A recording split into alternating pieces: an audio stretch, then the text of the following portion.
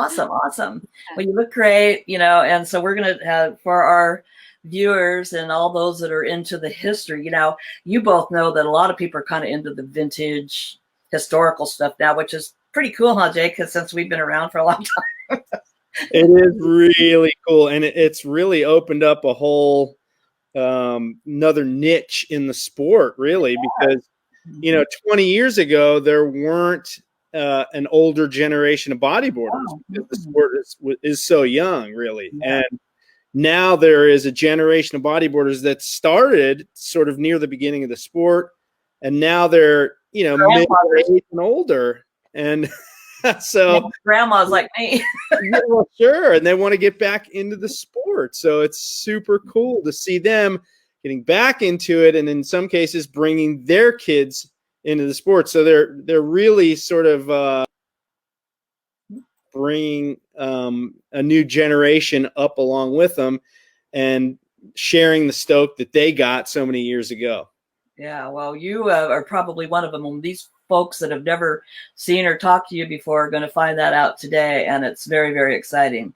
So let's get started. Why don't we start with, since we go back a little bit further, you and I do, than Vicki, although nothing's better or worse, but tell me your first encounter with me, and I'll tell you my first encounter with you. Absolutely. So I had just moved to Ocean City, Maryland, from the suburbs of Washington, D.C., a town called Rockville, which is where I grew up.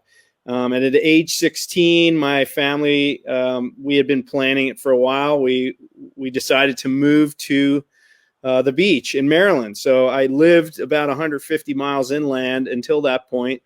And I had just gotten into bodyboarding the summer before. So I couldn't wait to move to the beach so I could really immerse myself in that whole lifestyle. And we moved to the beach in June of 1980. And I saw these posters coming up in different shops and stuff saying that the Maury Boogie Company was coming to town with some California pro riders to do what you then called the Maury Boogie Challenge and Contest. And that was basically encompassing a demo by these pro riders from California on the Saturday, and then a little contest for anyone who wanted to enter on the Sunday. So I had just gotten into bodyboarding, and I was just elated.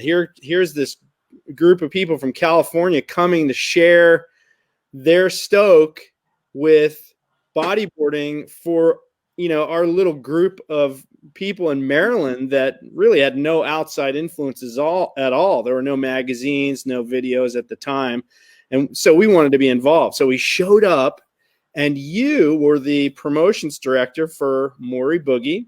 And you were there on the mic, and you were getting everybody hyped up and loaning out boogie boards to everybody.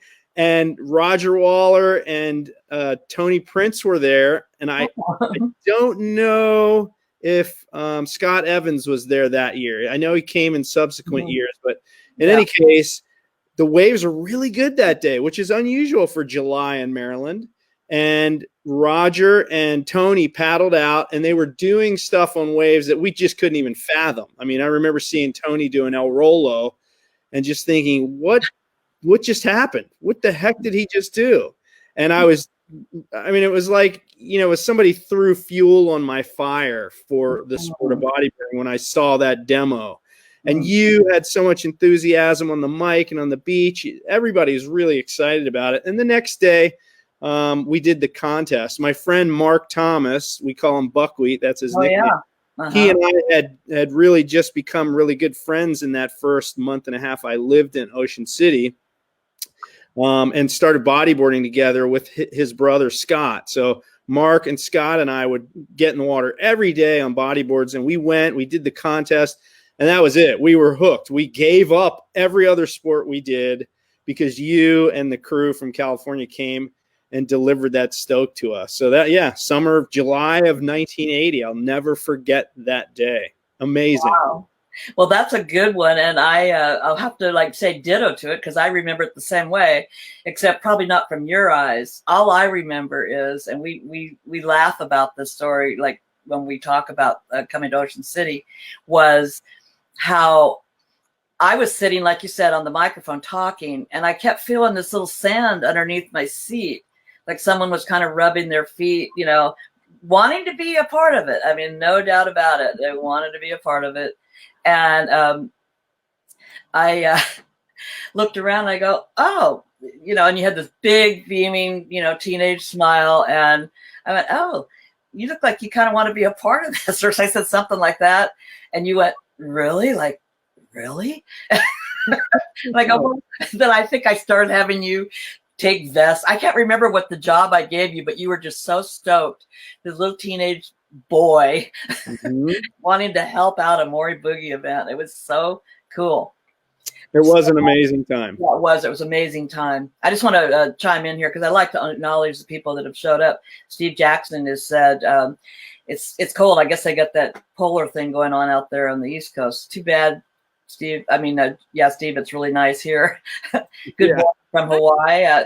Now, remember, we don't see who you are, so you can put a hyphen your name if you like, or you can sign up for StreamYard, and then we'll know who you are, like we did Steve. Let's see. We got regards from Portugal. Wow. We're getting a little international. Oh, boa tardes, or boa noite, I should say. It's evening in Portugal. Type your name on it if you would, so we can see it. Yeah. And then we got Rhode Island coming in. Yikes. Little roadie.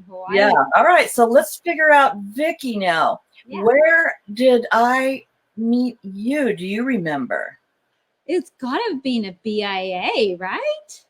I mean, it's been, you know, because I remember you guys living together and I remember seeing you, but I don't remember actually on a bodyboarding level where we actually met. Yeah. I know I wasn't in Australia. No, it would have had to be maybe at the BIA or, yeah. I mean, BIA was before BIM magazine, right? So. Oh, yeah. Yeah, definitely. Unless it was at Custom X with Debbie or, I don't recall. Yeah.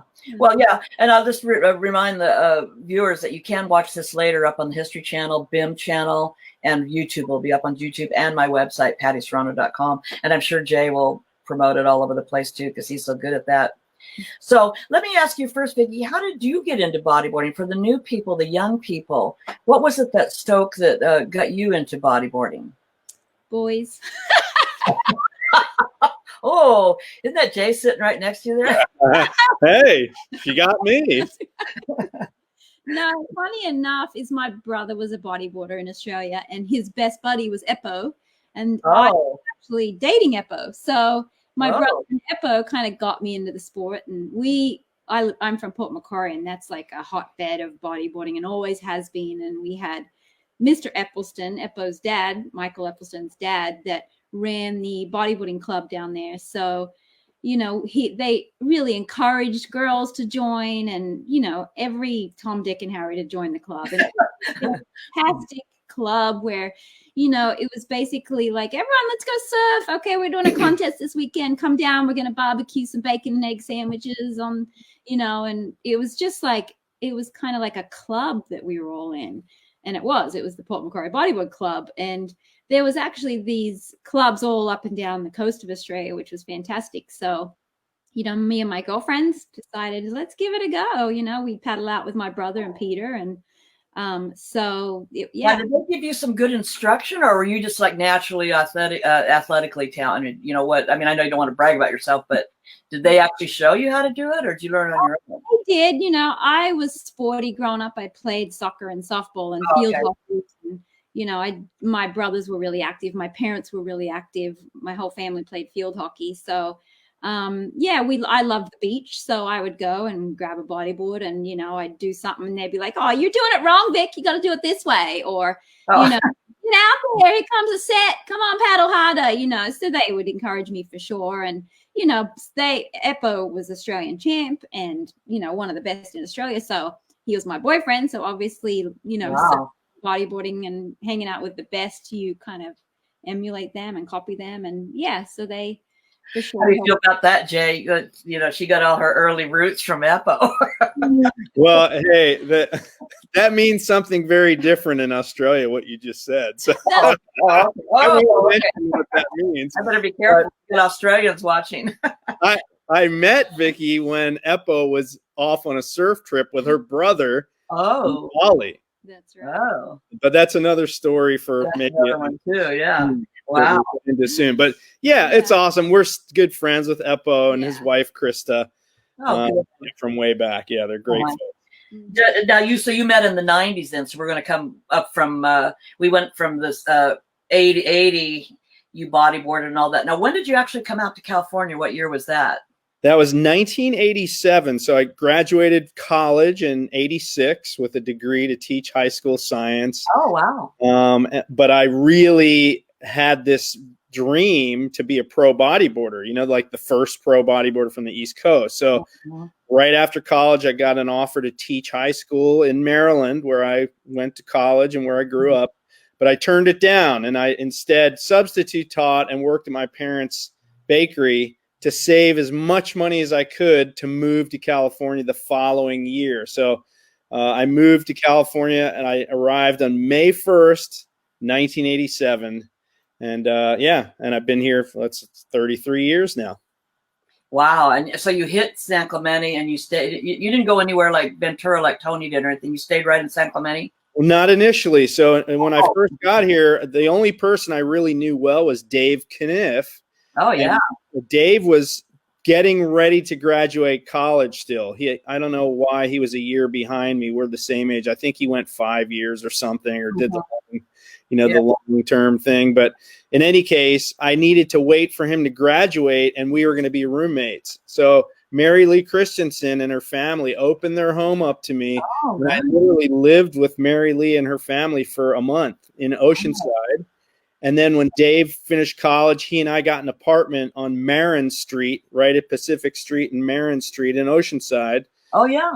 Yeah, just a little, like 4 walls kind of thing in a bathroom. And we had a hot plate, and I slept on a cot and had, just the classic low budge bachelor pad. And I lived there for the first 3 months I was in California, but I found myself, because Dave was working as a lifeguard that summer, and I was driving up to San Clemente every day to surf T Street, because that was a real hot spot. Oh, yeah. There was a scene there, and some budding professionals like Cameron Steele and Kevin Baker and Tom Prince.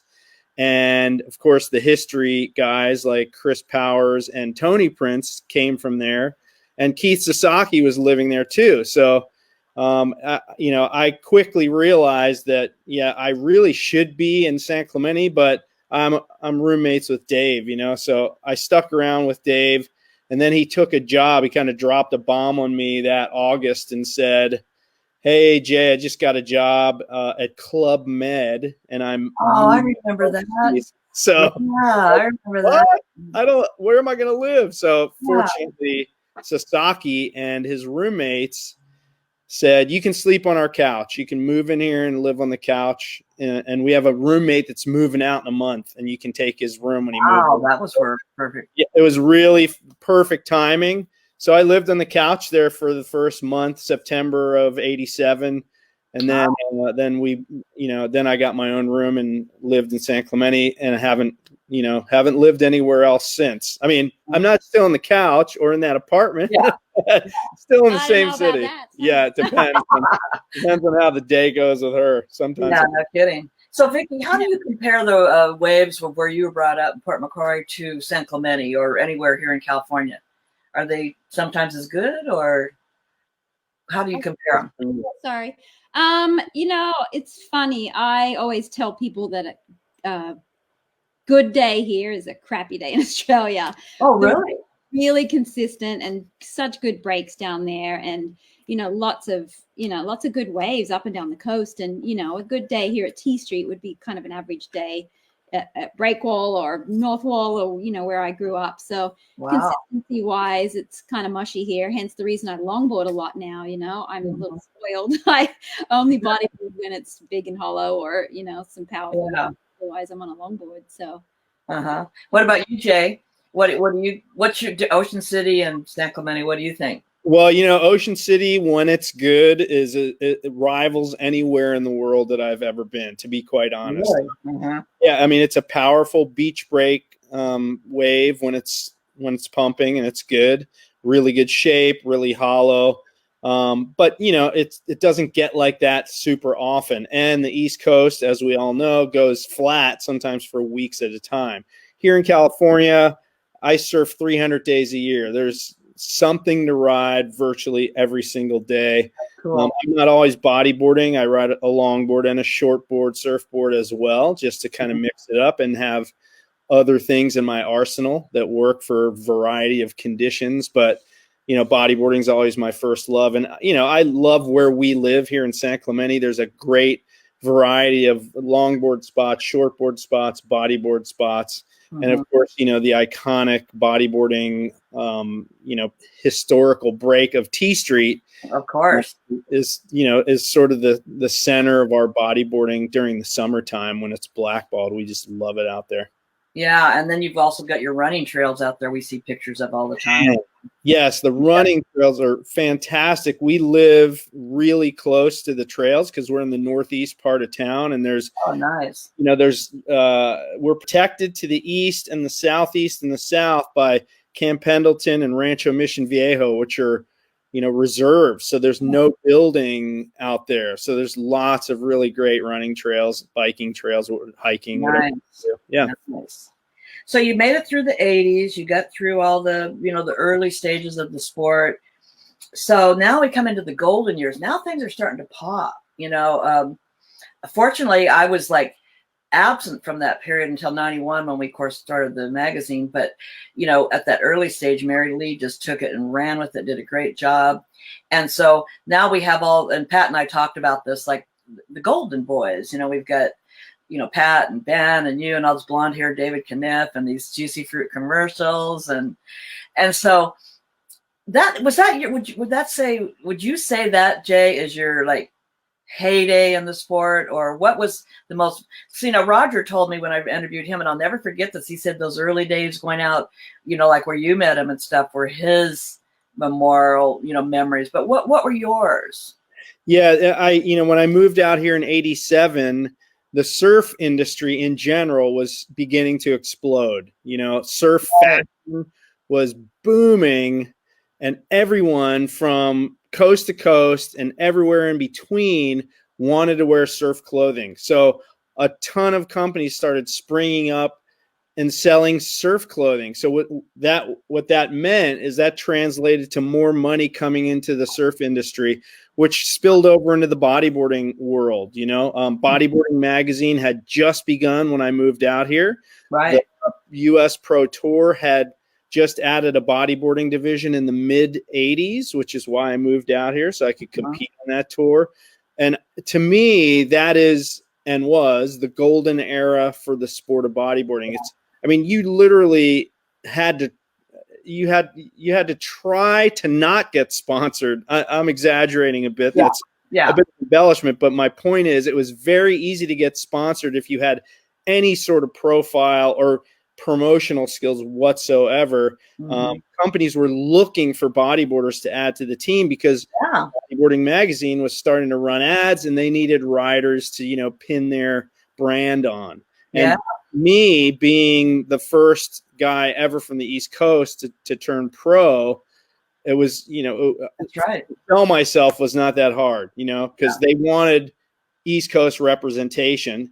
And I was here in California, but, I still always claimed Ocean City, Maryland as my bodyboarding hometown.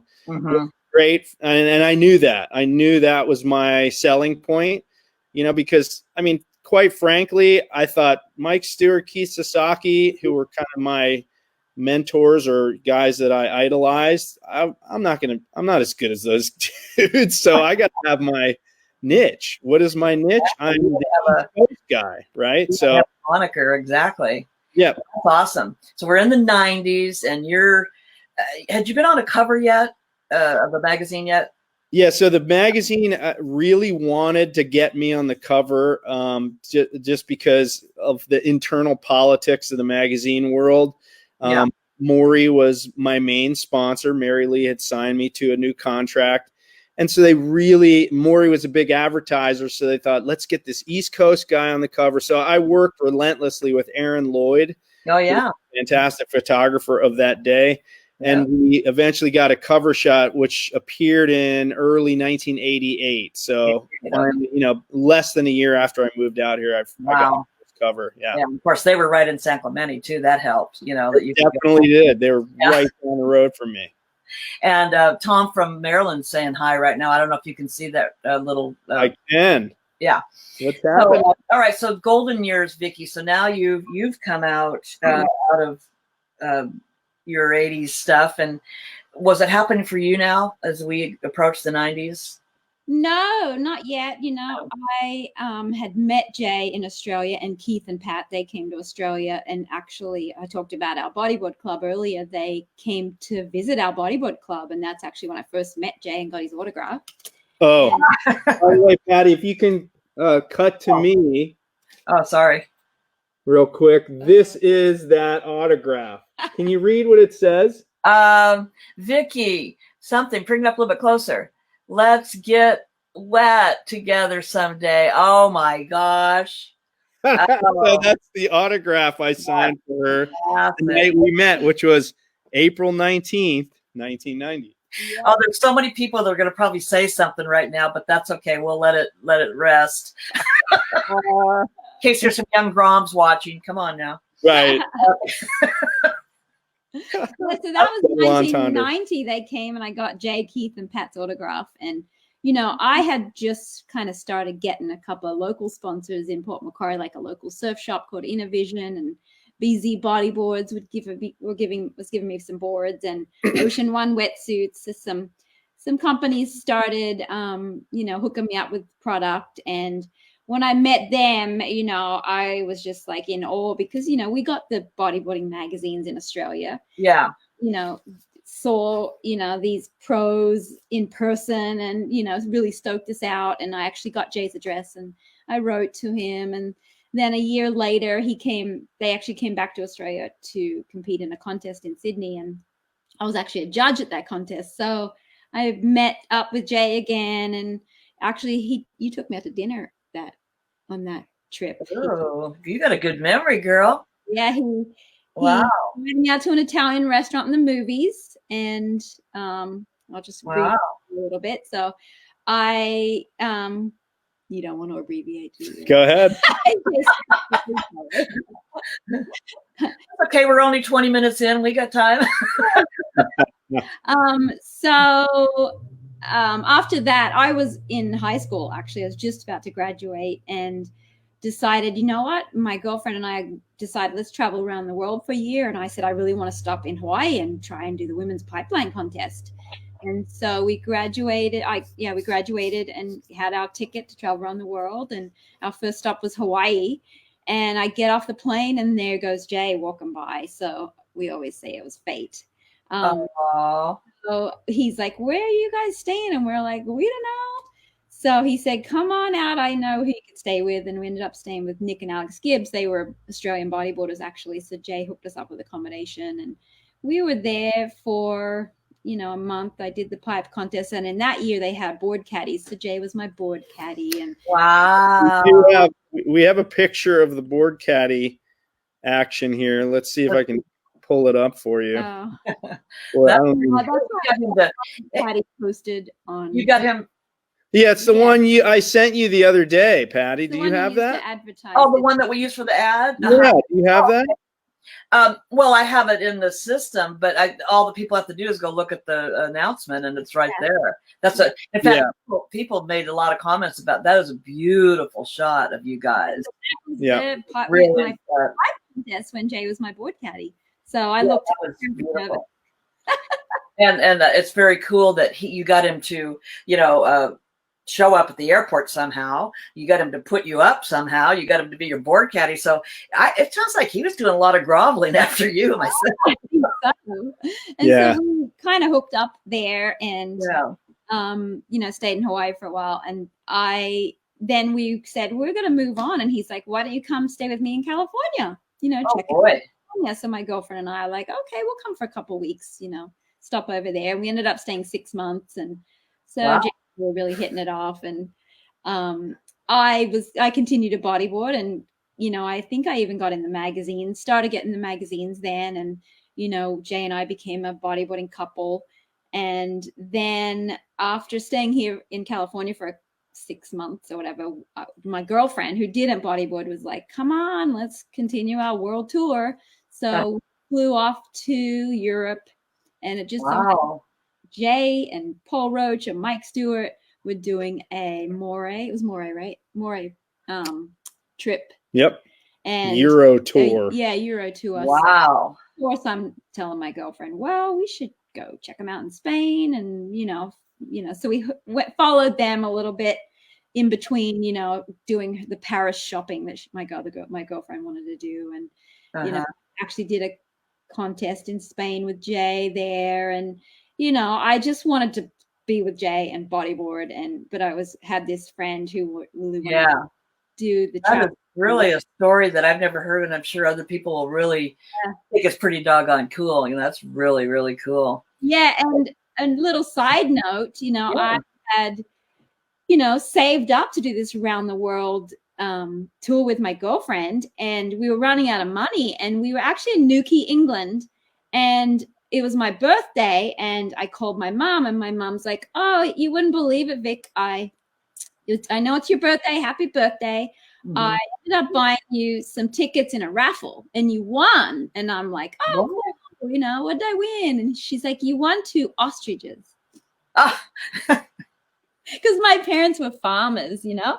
And so I'm like, yay, what the heck am I going to do with ostriches? But sure enough, my parents had an ostrich farm, a deer farm. So they raised them for me. And, you know, they were worth a lot of money back then. There was a whole industry, you know. Eventually ended up selling them, and just a little side note that helped me continue bodyboarding in the future. You know, I end up that's a great story. So by, you know, August, something like that, I was telling my girlfriend, look, I'm over this. I want to go back to Jay. So we flew to New York from Europe, and you know, we had a 30-day Greyhound bus pass around the US that we thought, let's just travel around wherever we wanted to go. Wow. In New York, we went up to Niagara Falls, and then I'm like, okay, let's just go down the East Coast. We caught a bus all the way from Niagara Falls. We actually stopped in Ocean City, Maryland, where Jay's from, and I met his parents before Jay was even with them, and he didn't just stayed there. And then we went to Cocoa Beach, and I said, nope, I'm going back to Jay. So then we caught a bus from Cocoa Beach to San Diego. Jay picked us up. My girlfriend flew home, and I ended up staying with Jay longer. Wow. Yeah. Steve, how was this not adapted for a story on a film? We are open to all offers, Steve. I mean, it's a pretty cool story. Stuff like I said. Not a lot of detail, but make sure Bradley Cooper plays me. Olivia needs one for me. Jay says, I feel your pain about 25 clicks that you need to do to get a photo on live stream. I have no idea what he said. Yeah, I started and I said, now I'm going to end up. Okay. Yeah. All right. Yeah. Because that's right, Tony. Because I asked Tony to bring the photos up, and it's a little challenging, but I'm sitting here trying to do all the engineering of this, which most people have their own engineer, and I'm sitting in, and then you want me to engineer your photos too? No. Tony goes, well, you should. I go, no, you should. You're amazing, Patty. I know, poor Tony. We had so much fun. Oh my gosh.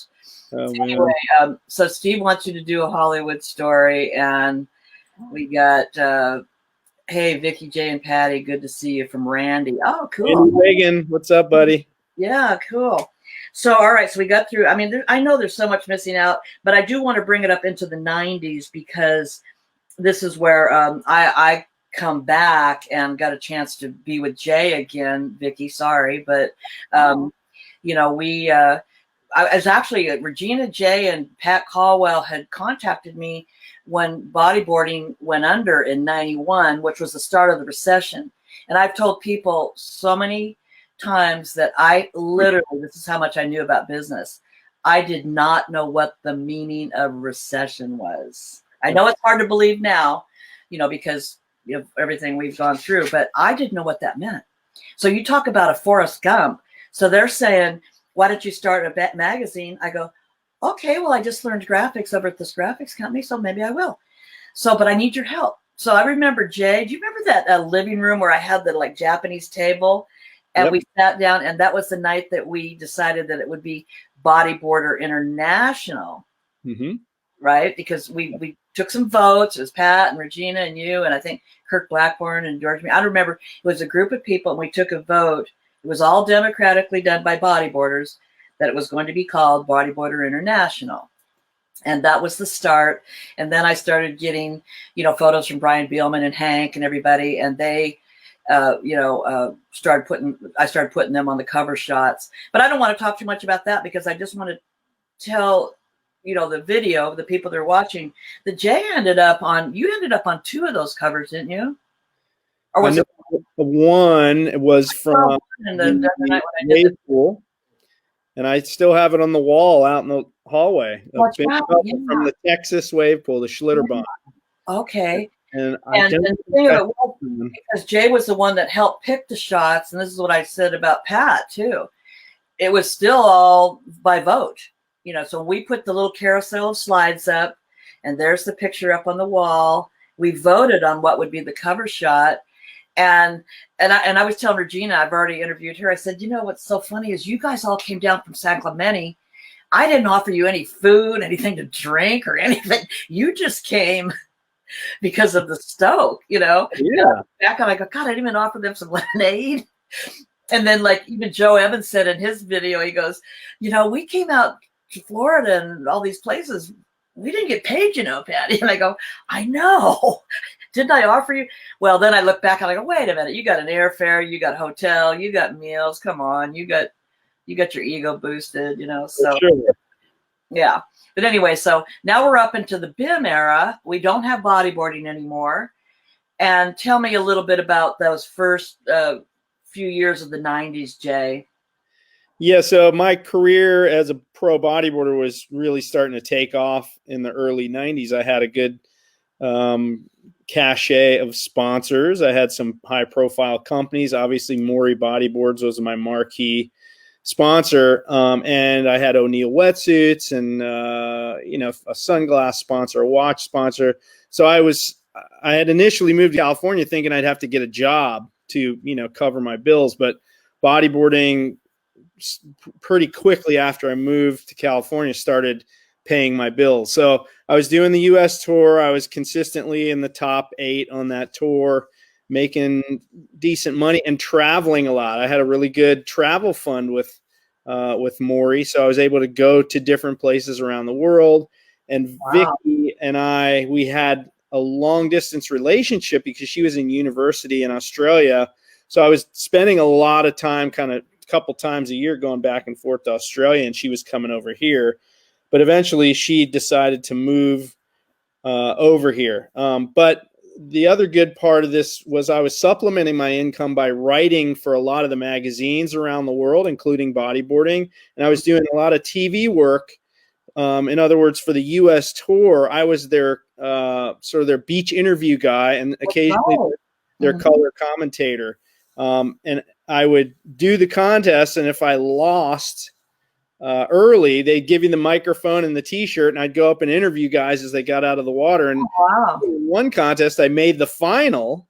I literally got out of the water, and they handed me the mic to interview the guy that beat me in the final. So it was great. It was like double dipping because I got prize money and I got extra money for being the TV host guy, and I was making money on the side doing the writing for the different magazines. So, for me, it was all about promoting my sponsors. I learned at a very early part of my career from Keith Sasaki, who was my roommate, for 2.5 years and kind of my mentor, how to treat being a pro bodyboarder as a business. Yes.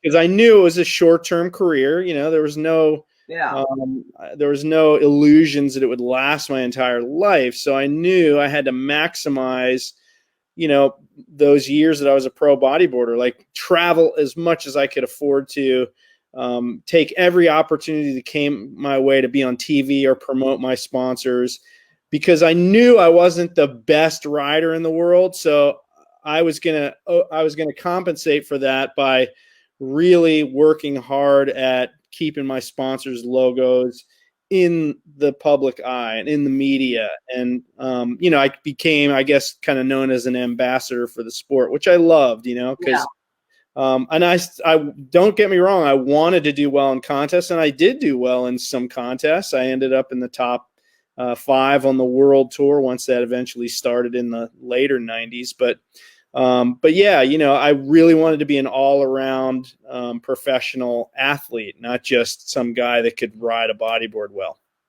Yeah, that's awesome. And so, Vicki, now as we get into the, we're getting into the 90s now. You're getting, with Jay, and so, at what point did you decide that you guys are going to actually get married?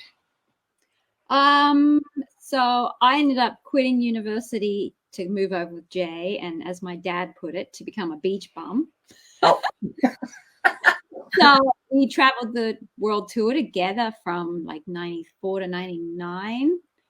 Traveling around the world for photo shoots for magazines and the world tour. And then in 99, he lost his Moray sponsorship and I lost my good Japanese sponsorship. And that's when we decided, let's move on. And Tom Moray gave us the idea. Money together. What's that? You put your money together. Yeah. And what are we going to do? And Tom Moray said, why don't you guys start an online shop? So we said, let's start. Unreal. Did you start the shop before you were married, or were you already married? Why? Like during it, like we started the business April 1999, was it? Yes. And we got married in January 99. So it was kind of a process. Okay. Before we think about it for just a moment, and those of you that are watching, think about it for just a moment, because that was what, 99? Did you say? Mm-hmm. That was 21 years ago. No. Look at where we are online today. Right. It's like I even see all this color and all of us here. And I've been at it 13 years, very rudimentary, but, learning how to bring people in and engineering and everything. So we got online. You were so ahead of the curve at 21 years ago. I mean, because...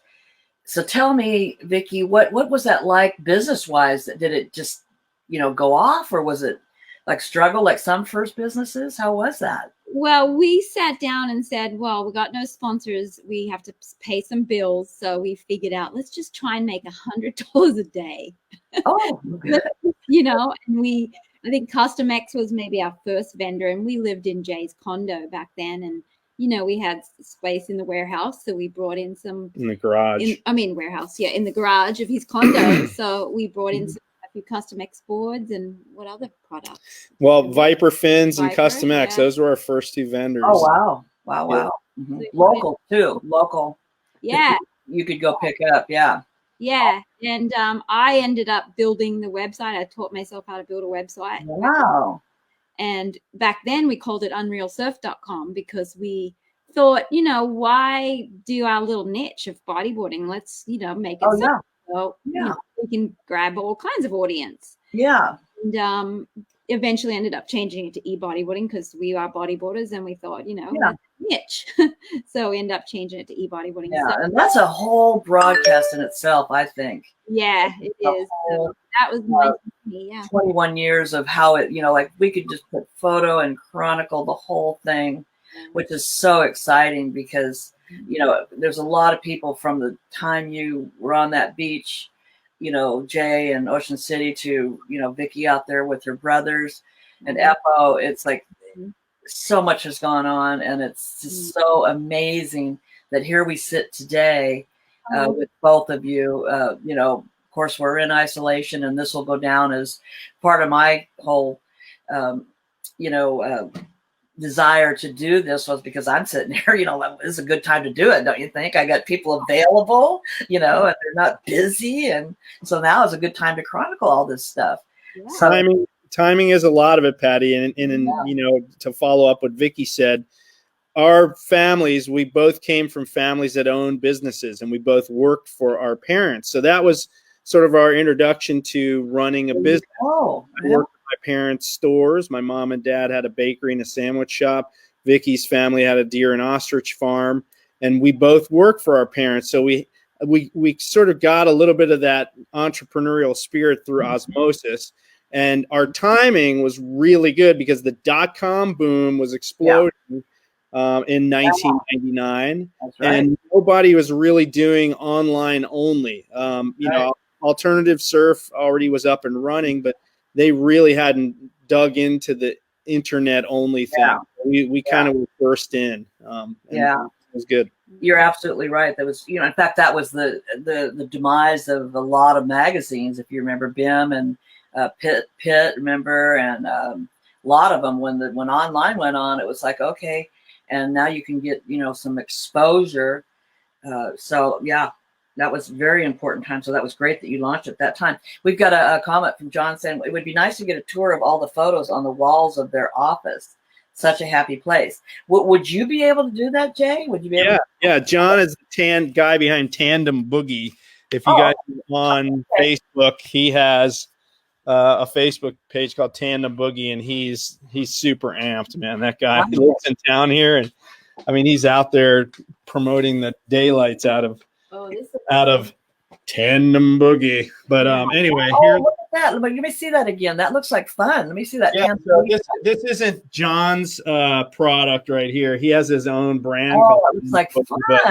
But yeah, we've been selling these things for like 10 years. It's nice. Side by side. But yeah, some classic moments from the past. That photo there is Mike Stewart, Paul Roach. There's me on the right there, and a couple other guys, Noel Albin and John Texter. Old photos from the Maury dinners that we used to have for the afterwards. Yes. Yeah, we would do these sort of team dinners, and this was Neiman's in Carlsbad, or maybe this was at the Outrigger Canoe Club in Hawaii. Yeah. Well, come check out Keith's socks right here. Keith Sasaki during his Miami Vice phase. That's Keith. I've invited him to be on the video chat. Yeah. So, and on this wall we have autographs from famous bodyboarders all around the world. You've got Dave Hubbard, J.P. Patterson, Mike Stewart's on here. We even have Brian Press, and of course the legend himself, Tom Morey's. Look at that. And then over here, I will show you. This is one of my Bodyboarding Mag covers. Can I get this in here? Yeah, that's awesome. See that? But here, Patty, there's a host of covers. One of which at the top you may recognize. That one, sorry. That was a BIM cover. Yeah. She's pointing my finger right. Yeah, that's the BIM cover from the wave pool. Yeah. And some of Vicky's cover shots. A little faded. Wow. Yeah, they're kind of faded from the sun. She used to be sponsored by a company called Box, which was an offshoot of Reebok. And Flipper magazine, again, going back to the Japan days when the epicenter of women's bodyboarding was in Japan. So, a lot of cool memorabilia. Oh, by the way, this is Pat, our lobby mascot. He's got one fin on. That's classic. Well, you took us on a tour. Thank you, John, for suggesting it, because we talked about it, but that made me realize that, we got to do that. Yeah. Oh, one more picture I'd love to show you here, Patty, if I may. This is a classic old shot of 3 of the top women bodyboarders of the 90s. And you recognize Vicki. Daniela, that's right. And then on the right side of the photo is Layla Ali. So, and you notice they all have Japanese sponsors. That's right. That was huge in Japan. Yeah, and this is a poster of Vicki at a contest that she did in Japan. So, wow. So, it was really huge over there in those days. And by the way, we mentioned that first cover shot that I said Aaron Lloyd and I worked so closely on. This was it. This is it. Oh, that's awesome. Yeah. So, good to see you, APB North America.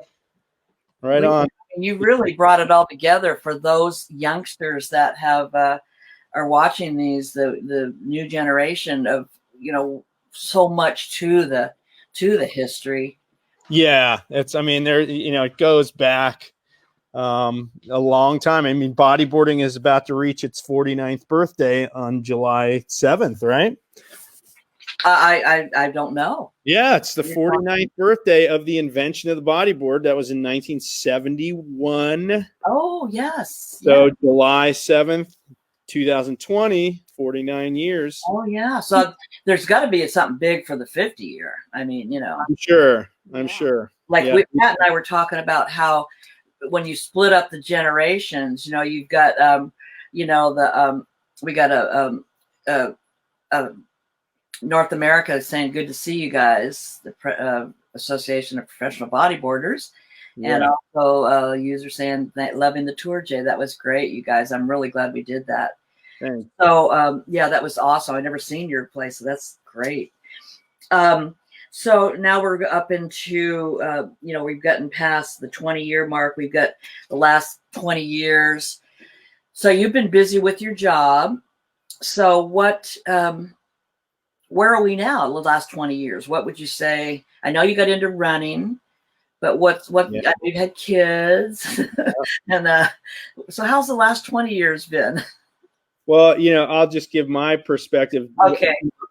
We went from full-time pro bodyboarders traveling the world 9 months out of the year. We helped to kind of get the world tour off the ground in the mid-90s. Enjoy the beginnings of the GOB, what was then called the GOB World Tour.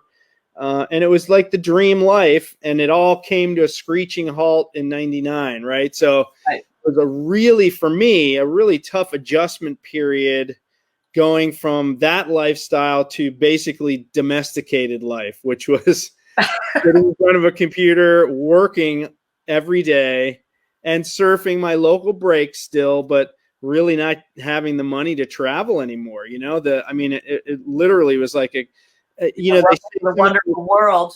Yeah, they say some of the most stressful things in life would be, changing careers, and getting married, right? And we did both at the same time. So it took me a while to adjust to that. Vicki, I don't know about you. He's still adjusting. I'm still adjusting.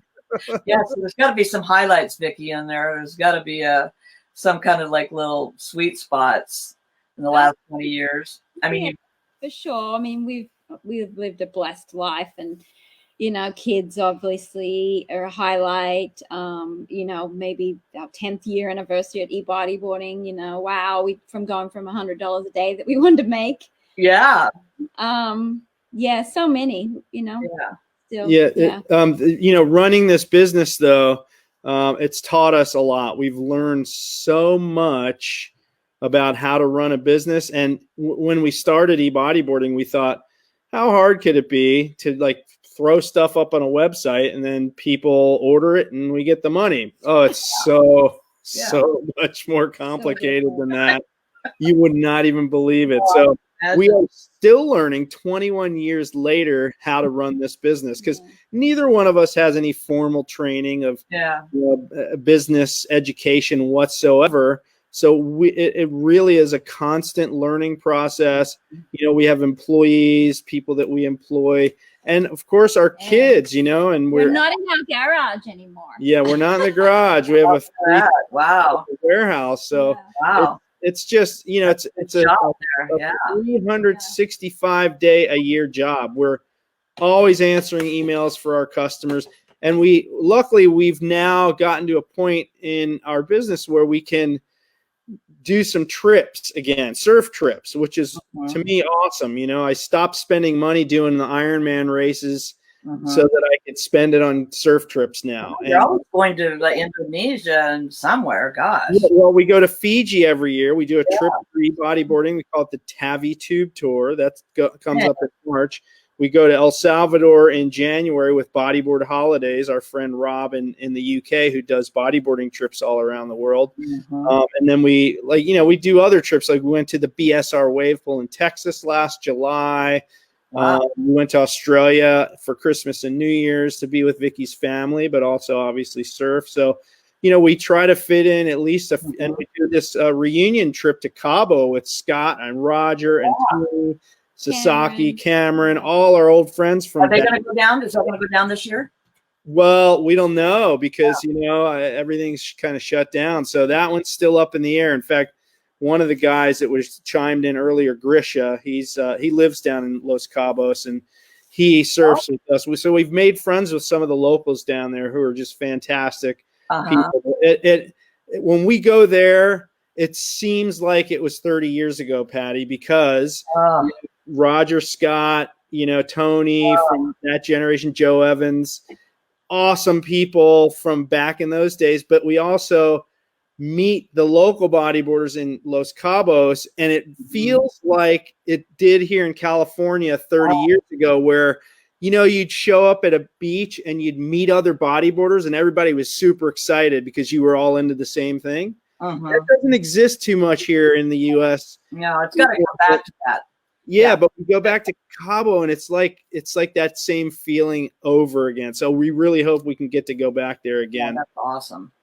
That's really, really awesome. So, so we've spent, all this time going back through all the different times. So now what I'd like to do is have, if anyone wants to call in and ask you guys some questions. Sometimes people, we've answered so many of them, sometimes they don't, but if they want to, they can.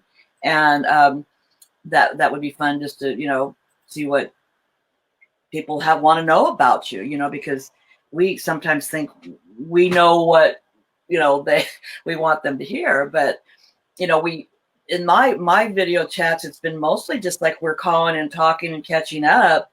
Not a whole lot of wave shots or anything like that, because it's kind of like the People magazine. We want to know about the people behind these shots, because that cover shot, we didn't know Jay was, chasing down a sponsor, and we didn't know all this stuff. So if you want to call in, you can.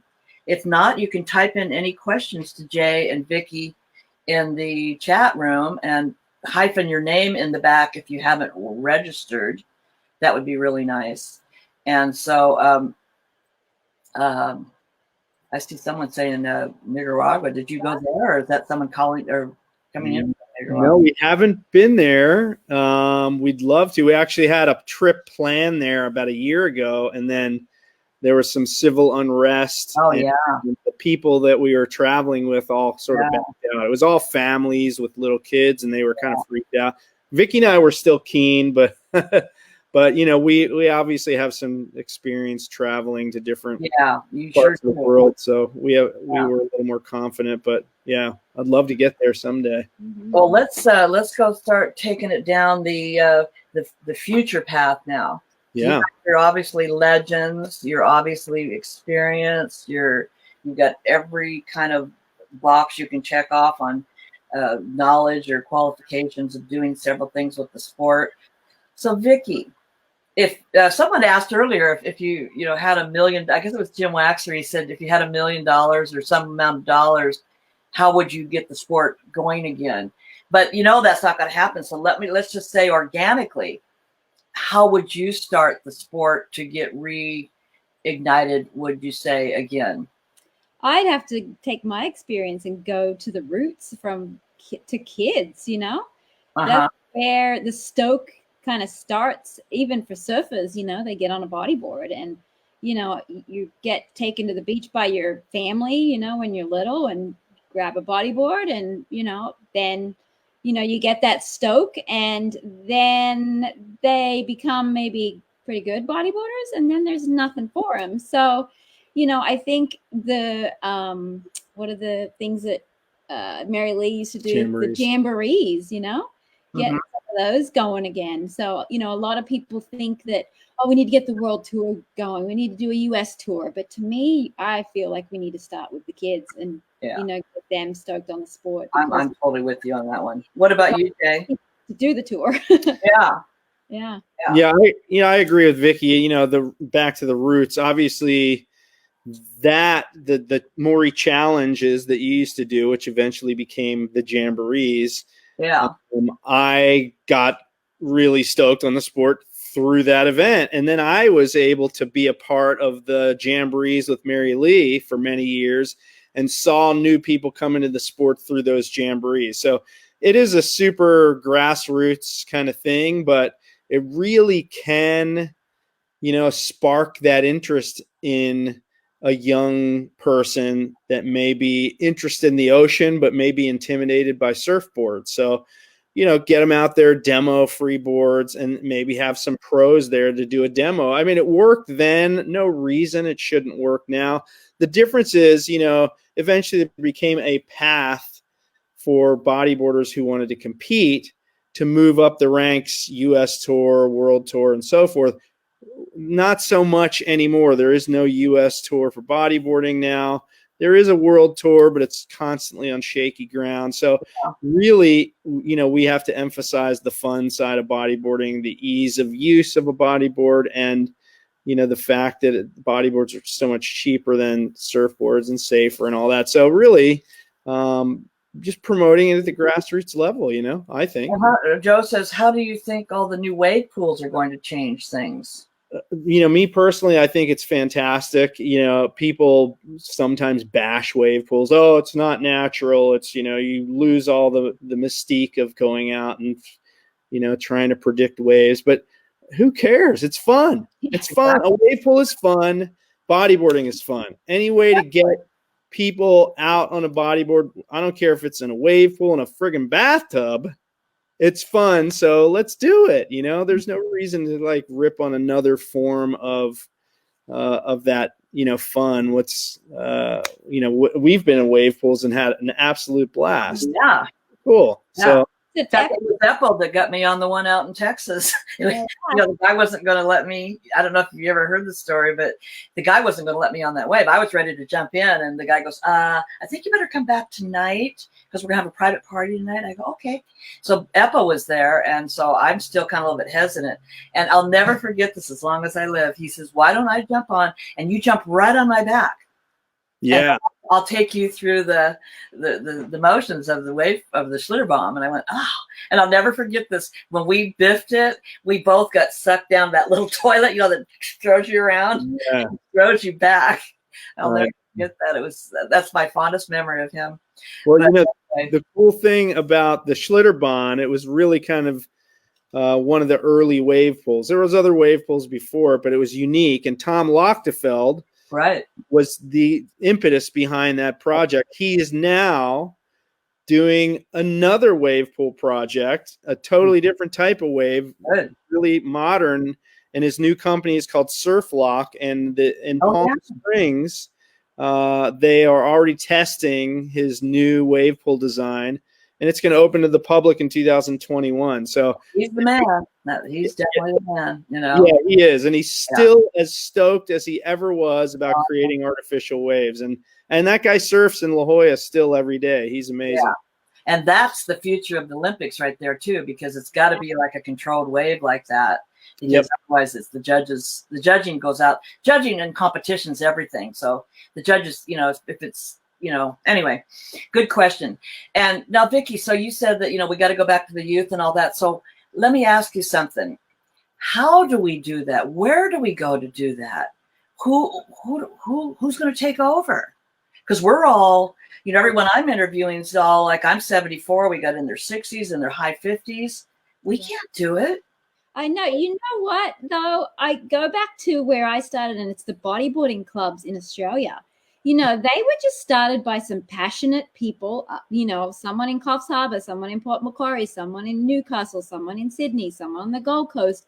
And it was just a matter of setting up a tent, going to the beach, saying, come on down. Mm-hmm. And, whether it be Steve Barnes in, San Clemente, and then, such and such in the Central Coast of California, someone in Oceanside, someone in Imperial Beach, we set up these low key. Yeah, that was that's going back to the core. And and I mentioned this almost on every single chat that I do, because he's my man, and that is, Marcus from The Profit, who is the investor. And every company he invests in, he says, if they're wobbly or there's something, we're going back to the core. How did you get this started? What was the stoke at the beginning? We're going back there. And the people are going, no, we've moved on. No, we're going back. because that's what got it all started. And I've been saying that for 10 years and no one will listen to me. And now everybody, because I can't do it. So now everybody's listening. But my question was, how do we motivate them? Where do we get them?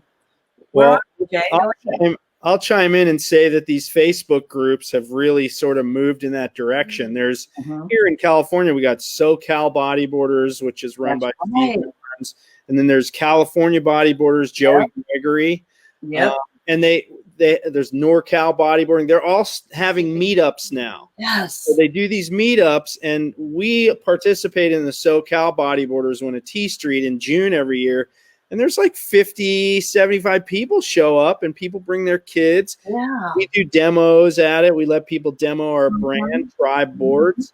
And so there's sort of a little groundswell. Joey Gregory, who does California Bodyboarders, he has now launched a bodyboard school, which is going to take up in Newport? I don't know if it's Newport or maybe it's down his flyer, in that area. Obviously, the COVID-19 situation, there's a question mark when and if he'll be able to start this summer. But, I mean, he's launching it. And Steve Barnes has had bodyboarding adventures for a few years now, which is a bodyboard school here in San Clemente. So I see it sort of coming back, and Facebook seems to be the epicenter of bringing back the grassroots stoke. So I like to see it. Joey's a younger guy, he's in his 20s. Steve, he's, I think, in his early 40s. Sorry, Steve, if I aged you. I'm not sure. But, these guys are starting to make it happen again. And, hopefully it expands into, demo days and clinics like we had back in the day. Yeah. So, okay, so that I got off track here with a lot of these comments are coming up as we close it out, because this is it now, folks. So Joe Evans is saying the king and queen of bodyboarding. Joe, you're awesome, man.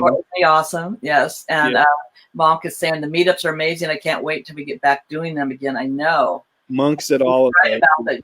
Facebook has done really well for. I mean, look, we're up on Facebook right now. Yep. It's done really well for us, And so Joey's saying, or Tony's saying, way to stir it up. Joey's saying, Tony Prince, way to stir it up. I don't know what he said. I missed it. Oh, I see here. He said, after watching both of you still ripping like crazy, I'm sure which of you would win a heat against each other? What are your thoughts? Well, that's a good question. Well, I go back to the part where we talked about me sleeping on the couch. And doing it tomorrow is Mother's Day. Ooh. I will defer to Vicki being the better of the two of us. Sorry. Your brother. That's okay. That happens. We're live on the chat. Okay, so that's good. So it is Mother's Day. That's great. I like that answer. Yeah. Happy Mother's Day to all the moms out there, especially my mom, Carolyn Reale. I hope you're on here. You haven't typed in a comment yet. Well, a lot of these Facebook users could be.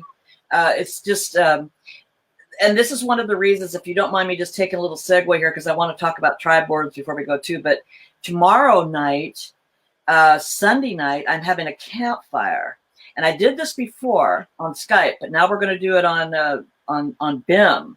And what happens is, just like this, 6 people can be in around the campfire. I called it a campfire because you can bring your s'mores if you want. And we're just going to talk bodyboarding. So that's tomorrow night at, I believe I scheduled it for 7. You'll have to look on the thing there, but come on in. The link is there. You just press the link. You come on in. You can leave, whatever. But I think that's going to be fun, because I wanted to, I've done it before and they were so much fun. So if someone's talking too much, I can mute them and I can just get out of the picture and let everybody sit around the bonfire. It's really fun. Cool. So someone just said, damn, Jay, you just called out his mom. Jay just called. She said she was going to watch. So I'm saying, hey, Mom, I love you. I hope you're watching. It says Facebook user, so she didn't register, so that's fine, Let's see. Let's just go through a couple of these. Who would be on Mount Rushmore of the drop nears? Ooh. Yeah, man. I mean, Jack Lindholm is one. There's 4. Noah. Jack Lindholm, Keith Sasaki for Oh, sure. yeah. Roach. Paul Roach has got to be 3rd, and we got to pick an Aussie. Oh, yeah. Because you can't have all Americans, even though Aka Lyman. a good candidate. But for Lackey. me, Matt Lackey is amazing. Dave Ballard, those two. I give the edge only to Lackey because he's a regular foot and I'm regular foot. So Okay. yeah. So what did we say? Lackey, Roach, Sasaki, Lindholm. Yeah, that was a good question. I like that one. There was 805 BBR, which was one of the Yep. I remember going into some of the chats. Was that Sean Manning? Yeah, that was an uncensored I know board on the internet, and I was on there until the bitter end. There was some hilarious. I'll have to start getting raunchy, but so this is the internet. I mean, when it first came out, there's a lot of stuff that just you don't do anymore. But I even like kind of like when we were talking to Scott and Roger and all the partiers out on the East Coast, I want to say, remember the Groms are watching. All right, so that's right. We got to keep it. Let's go out with PG-13, right? Exactly. Let's go out with a little plug for your board. How did that start? How did you get this board started, Vicki? The Tribe board. What was that all about? Well, being in business for 20 years, we kind of saw the boards out there and saw what worked and what I liked and what Jay liked. We've had a ton of experience not only writing bodyboards, but selling them too, and just talking to customers. And we thought, you know what, we could do great having our own line of boards. Yeah.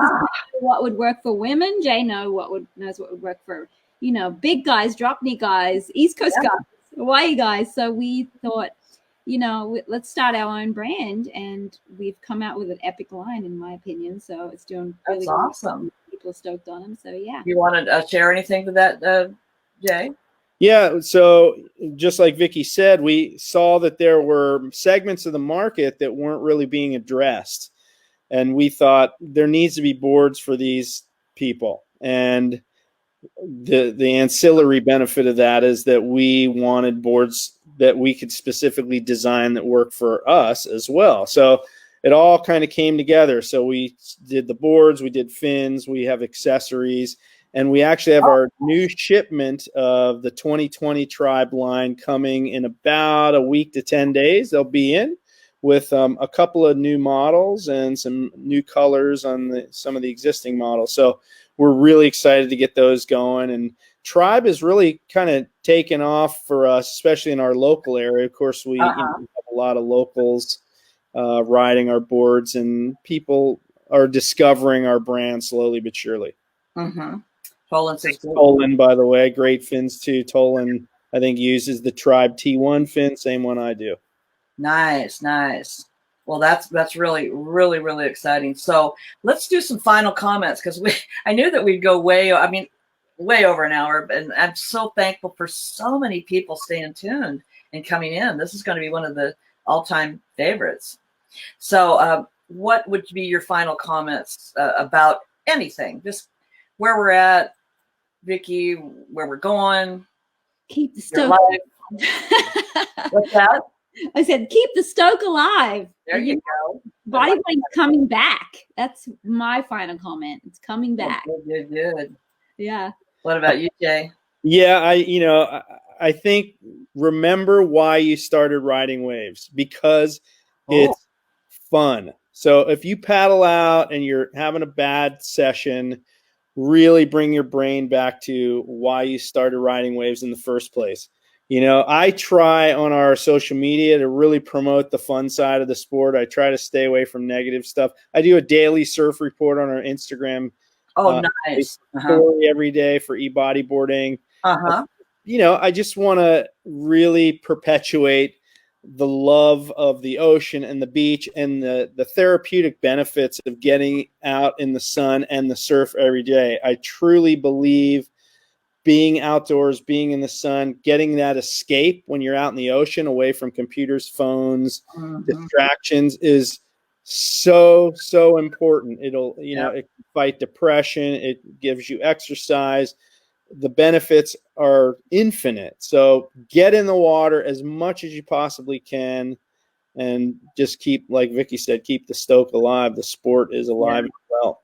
Yeah, great final comments there. I really think that we all I think this whole time now that we've been isolated has really made us think about a lot of stuff and really appreciate that. I know when they opened the beach, my thing was they said, okay, seniors stay in. Then they said everybody stay in. I go, okay, now I don't feel so bad. Then they closed the beach off. Or no, yeah, they closed the beach off. And I went down. I put a video of that secret spot one night, and there was like thousands of people out at the spot down here in Southern California.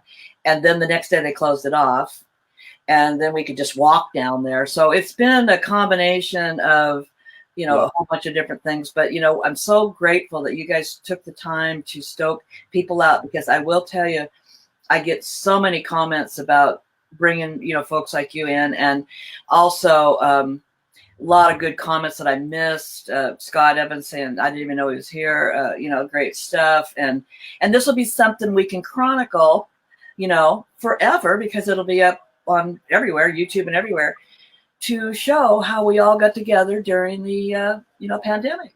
Oh, may I make a comment, Patty? Yes.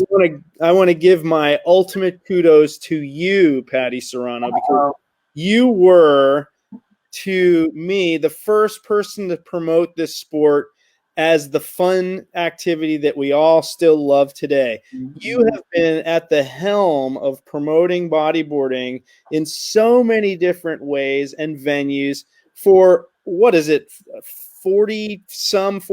Yeah, I started in 75, so yeah, whatever that is. 45 years, and you are still doing it. And it's not just this Facebook page. You had a magazine, you had a contest tour, you were doing podcasts of bodyboarding long before anyone even considered that. Do you remember that? Folks around the world that may be watching this, you guys, this lady is, I hate modern lingo, the bomb. Because I'm too old for that crap, but you are the epitome of that phrase, the bomb. Thank you so much for all you do for the sport. I'm going to cry. I thank you guys. I really do, because it's been an honor. It's not like, it was a gift. Tom Morey gave me a gift. All of it. If you go back and watch that one that I just did last week on the history of my years, this was a gift. And it wasn't just because it just happened. We had lost touch with each other for 8 or some odd years, Marsha and Tom and I. And how did we end up a block away from each other out of all the places we could have ended up in Carlsbad, California? Serendipity. You guys believe in serendipity? Sometimes. Fantastic. I know Randy says humbly and awesome. And then your mom, there she is. Aren't they? Oh, Mom. Yeah. Happy Mother's Day. I'll call you tomorrow. That's so cool, Carolyn. And somebody else here, we're clapping for you, Patty. Oh, I mean, this isn't hard. This is not hard. And luckily I got on the internet early. And through my whole career of coaching and business coaching, I was able to coach people how to do this, how to do Twitter, how to do Facebook, all this stuff. So by me getting on early, not only helped my business, but now it helped us getting together now. I can do this. So thank you, Jay and Vicki, and I really appreciate it. And so all of you that have come in, thank you for your nice comments. You're going to be able to see this up on Facebook and YouTube and History Channel and all that. And I'll throw in on the YouTube one, I'll throw in some of those pictures in the edits. Excellent. Because one thing we missed, and you said, can I say one more thing, Jay? I got to say one more thing. I don't care if it goes over. We forgot to talk about your career on TV. Oh, yeah. Yeah. We got to save that for another one, because I watch Survivor every week, and every Wednesday night, I think, where's Jay Reale? He needs to be on this program. That's a whole nother podcast, but I'm still doing stuff. Well, I want to, let's do it. Let's just go in. Maybe you can come into the campfire tomorrow night or something. We'll laugh about some of your, because it is, the one where you got, where they were taking the stuff and hitting you and you were falling off and all that. Oh, God, I don't think I laughed. Yeah, game shows.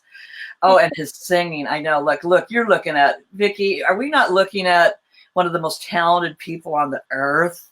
for sure. You know, so thank you for giving me kudos, but I gotta have to send it right back to you, Jay. Patty was a singer in a band, Patsy Pink. Let's Yes, so were you. YouTube, Patty. Oh, you were too. So, oh gosh, let's do another one. We got to do another one just on that because we will laugh. I know we will. Awesome. So, so again, once again, for all of you that have tuned in today, oh my gosh, like I said, this had gone for hours. But we are going to have the campfire tomorrow night. It'll be on at, I believe, 7 o'clock on BIM channel. And the reason I'm doing BIM channel is because then we can see your names on the comments. This channel, for some reason, will not allow it because of privacy stuff. So anyway, so join us tomorrow night for our campfire and our virtual campfire. Bring your, whatever you want to drink, bring your chocolate and marshmallows and your s'mores, whatever you want to do. And let's talk story. Okay. All right. So we'll see you and talk to you on our next episode.